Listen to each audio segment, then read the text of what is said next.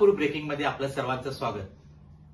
कोल्हापूर महानगरपालिकेच्या निवडणुकीच्या पार्श्वभूमीवर महापालिकेचे शिलेदार हा विशेष कार्यक्रम आपण कोल्हापूर ब्रेकिंगवर सादर करत आहोत.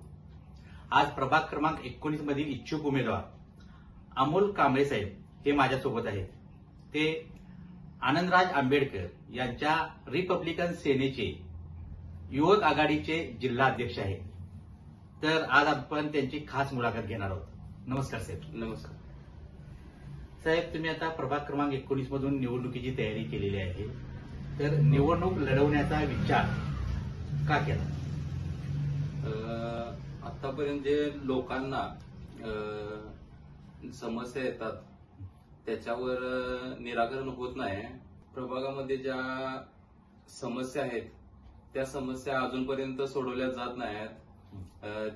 त्यामुळे प्रभागामधनं मी एक निर्णय घेत आहे की बाबा आपल्या भागाला आपणच एक सुंदर बनवण्याचा प्रयत्न करणार आहोत.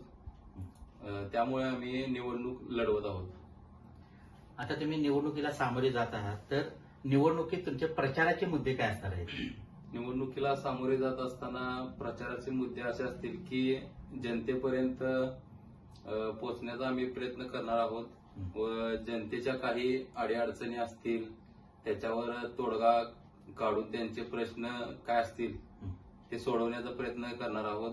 आणि कसं आहे की मी गरीब कुटुंबातील एक व्यक्ती असल्यामुळे मला जनतेपर्यंत जे काय हाल चालले किंवा जनतेच्या जे प्रश्न असतील त्या प्रश्नांना सामोरे जाण्यासाठी मी पण एक नागरिकच आहे भागातला आणि ज्या समस्या येतात त्या एक सामान्य नागरिकाला माहित आहेत.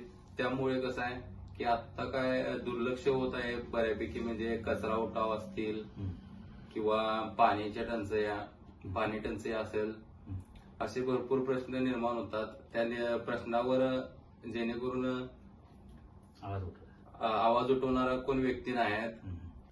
जेणेकरून आता प्रभागामधनं आम्ही एक निर्णय घेतला आहे की बाबा नगरसेवक असावा तर तो जनतेच्या सेवेसाठी असावा. 24 तास जनतेसाठी उपलब्ध असावा आणि जनतेच्या काही अडचणी असतील तर त्या सोडवणारा असावा. साहेब, आता तुम्ही सामाजिक कार्यात कार्यरत आहातच, तर तुम्ही आतापर्यंत कोणकोणती अशी सामाजिक कार्य केली किंवा कोणते उपक्रम राबवले? लोकांपर्यंत आतापर्यंत आपण सामाजिक कार्य केलेत म्हणजे की लोकांच्या सुखदुःखात आपण गेलो आहोत. लोकांच्या अडचणी काय असतील त्या समस्यावर आपण चर्चा पण केली आहे. कोणती आंदोलनं केली किंवा सामाजिक कार्य केली, कोणत्या प्रश्नावर तुम्ही आवाज उठवला हे सांगा. गोरगरीब जनता जी 2 नंबर धंद्यामध्ये म्हणजेच की बाबा मटका वगैरे अशात कित्येक जणांनी आत्महत्या केल्या, ते बंद करण्याचा आम्ही प्रयत्न केलेला आहे. समाजकार्य चांगल्या पद्धतीने तिथे केलेले आहे. पोलीस प्रशासनाला आम्ही निवेदन देऊन ते बंद करण्याचंही काम केलेलं आहे आणि त्याच्यावर पोलिसांनीही प्रतिसाद चांगला दिलेला आहे. आता तुमचा जो पक्ष आहे तो महायुतीशी संलग्न आहे, महायुतीत आहे, तर महायुतीतनं तुम्हाला तिकिटाची खात्री आहे? महायुतीतनं आता कसं आहे की महायुतीतनं आम्हाला 10% तरी जागा मिळतील. त्या 10% मध्ये बाबा की 8 जागा तरी आम्हाला 100% मिळतील. युती झाल्यामुळे रिपब्लिकन सेनेमध्ये 10 ते 8 जागा आम्हाला कन्फर्मच असतील. म्हणजे तुम्हाला म्हणजे तिकीट मिळेल महायुतीचं 100%. जर तिकीट नाही मिळालं तर तुम्ही तुमचं काय घेणार? माघार घेणार की लढवणार? तिकीट जर नाही मिळालं तरी पक्षामार्फत आम्ही अर्ज भरू व पक्षामार्फतच निवडणूक लढू आणि जनतेपर्यंत एक चांगले काम करण्याचा प्रयत्न करू. म्हणजे काही झालं तरी या निवडणुकीतून तुम्ही माघार घेणार नाही, 100% तुम्ही निवडणूक लढवणार आहात. तर या प्रभागातील प्रमुख समस्या काय वाटतात तुम्हाला?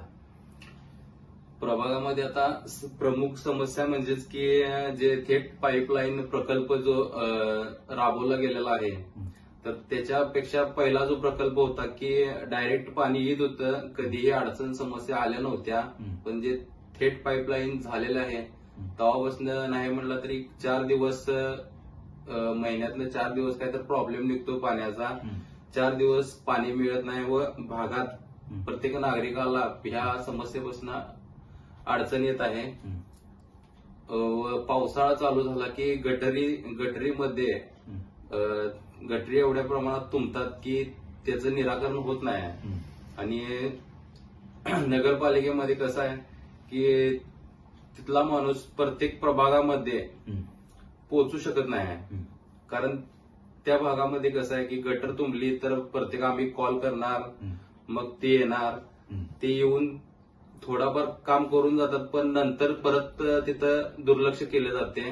आरोग्याच्या समस्या उद्भवतात आणि आरोग्य हे धोक्यात माणसांचे येत आहे. ह्या प्रमुख समस्या आपल्या तिथे येतात. जर लोकांनी तुम्हाला संधी दिली तर तुम्ही कोणत्या विकास कामांना प्राधान्य द्याल? सर्वप्रथम आम्ही प्राधान्य देणार ते म्हणजे की प्रत्येक प्रभाग रचना ही सुंदर असावी, जेणेकरून तिथं बाग बगीचा म्हणा किंवा अंगणवाडी, विरंगुळा, वृद्धांसाठी एक विरंगुळा असे बांधण्यात यावे. अशी मोठी रचना तिथं आपण करण्याचा प्रयत्न करू. आता हा म्हणजे प्रभाग, आता 4 प्रभागाचा एक प्रभाग आहे, तर तुम्ही विजयापर्यंत पोहोचाल याची गणित काय आहे? आता प्रभाग रचना पण थोडीफार बदल झालेला आहे नगरपालिकेमधनं. तर त्या संदर्भात बोलायचं म्हणजे की आता मी एक मागासवर्गीय असल्यामुळे आमच्या समाजाचे जरी मतदान नाही म्हणलं तरी एक 7,000 ते 8,000 मतदान समाजाचे येते.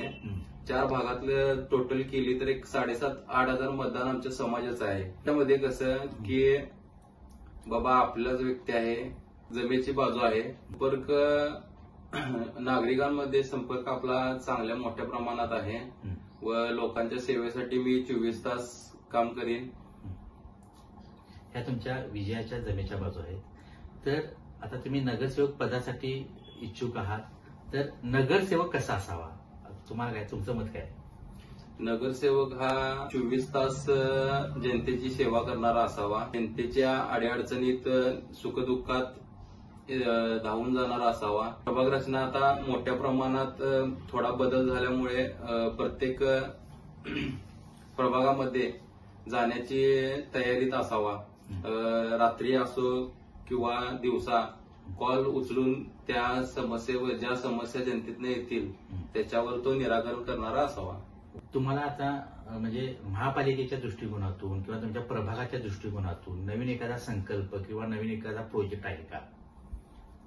प्रोजेक्ट आहे, पण आरोग्याविषयी आहे, जेणेकरून आरोग्याच्या समस्या आता भेडसावत आहेत.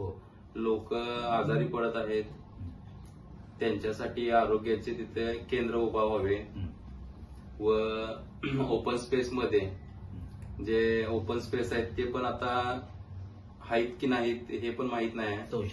संशोधनाचा विषय आहे. त्यानंतर तिथं अंगणवाडी म्हणा, बगीचा, विरंगुळा, युवकांची जी वाढती बेरोजगारी आहे त्यांना हाताला काम देण्याचे काम आपण करू व जे व्यसनाधीन पिढी, जे तरुण पिढी जे होत चालली आहे त्याच्यावरही एक आपण प्रभागामध्ये तशा प्रकारे रचना करू की जेणेकरून तिथं व्यसनाधीन कोण मुले तयार होणार नाहीत. त्या भागामध्ये असे व्यसन पदार्थ विकले जाणार नाहीत व प्रत्येक भागामध्ये पोलीस चौकी ही शासनामार्फत व्हावी.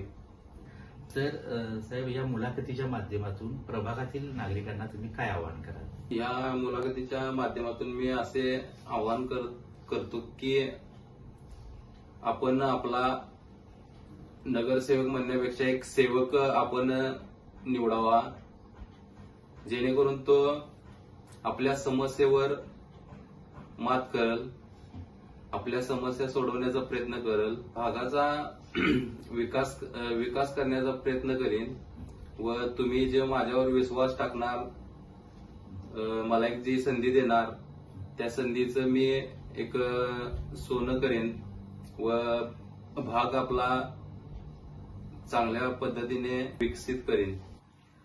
अमोलजी, तुम्ही वेळात वेळ काढून आमच्या स्टुडिओमध्ये आलात, आमच्याशी छान गप्पा मारल्यात, याबद्दल मी तुमचा आभारी आहे. धन्यवाद. धन्यवाद साहेब.